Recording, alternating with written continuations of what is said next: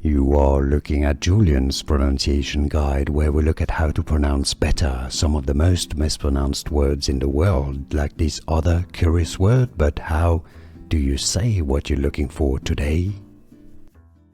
Let's learn how to pronounce those two words once and for all correctly in English. If you want to learn more vocabulary in English, more pronunciation, stay tuned. I've got more videos for you. You need to watch. The top word is pronounced two different ways.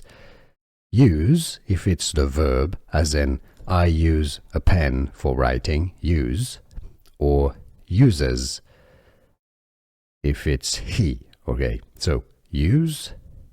If it's a noun, as the use of a tool,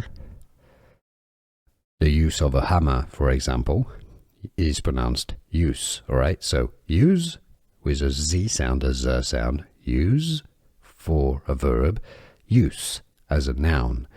The bottom word is the same. Uses, if it's the verb, as in he uses a pen for writing, he uses. Or if it's the noun, it's uses. I have different uses for my hammer. My uses of good English. The plural of the noun, use. Alright, so top word is either use or use.